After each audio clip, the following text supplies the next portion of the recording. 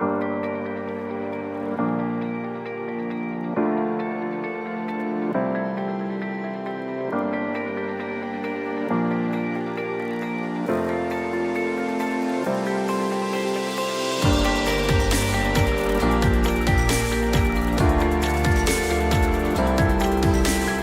nous sommes à Ivry, à l'équipement Robespierre, autour d'un événement qui s'intitule Les diasporas au cœur du développement.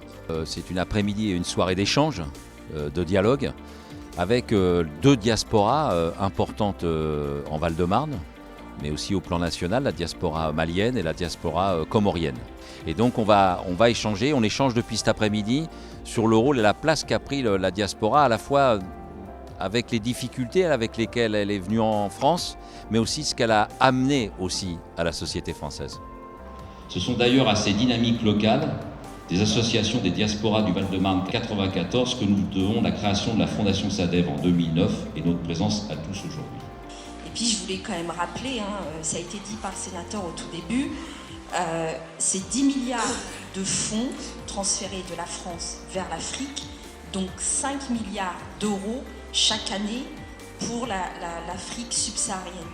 Le format de la journée était une table ronde avec 5 panélistes qui intervenaient et qui présentaient effectivement leur point de vue sur les diasporas, notamment maliennes et comoriennes, sur leur structuration, sur les actions, sur l'évaluation de leurs pratiques depuis de nombreuses années, et aussi évoquaient des défis qu'ont ces diasporas, le défi générationnel, parce qu'effectivement les parents qui ont initié ces démarches-là vieillissent, vont à la retraite, en même temps est-ce que les secondes et troisième générations prennent le flambeau, et le deuxième aspect portait plus spécifiquement sur comment intervenir dans des situations de crise.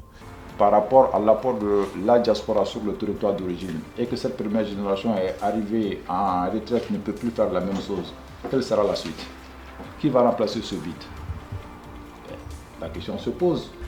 Donc, la motivation que j'ai aujourd'hui, c'est qu'on incite à nos enfants à participer à tout ce qu'on fait, à voir la réalité en face. Moi aujourd'hui j'ai été appelée parce que justement je travaille sur une comparaison de la diaspora comorienne et de la diaspora malienne et je m'intéresse à la fois à leur engagement politique et associatif en France et à leur engagement dans le développement dans leur village d'origine au Mali et aux Comores.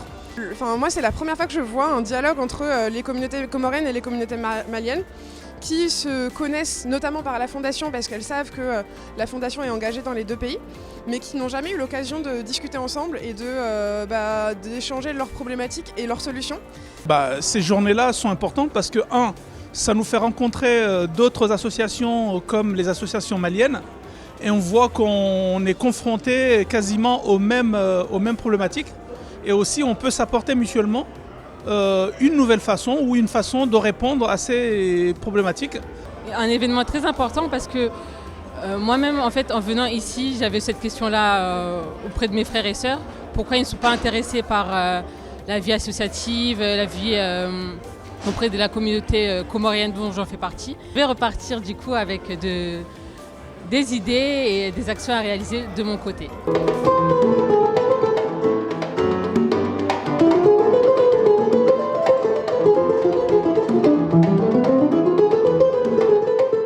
Et du coup, on a terminé la soirée avec un super concert de Cora Jazz Trio.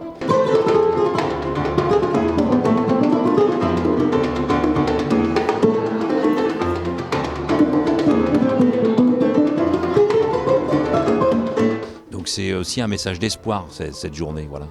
C'est l'engagement associatif, c'est l'engagement citoyen, c'est des collectivités, aux côtés aussi de financeurs privés, de partenaires privés, pour qu'on rétablisse un minimum de droits communs devant des choses essentielles. Le droit à la santé, le droit à l'eau, le droit à manger et le droit à s'émanciper et à faire des choix souverains.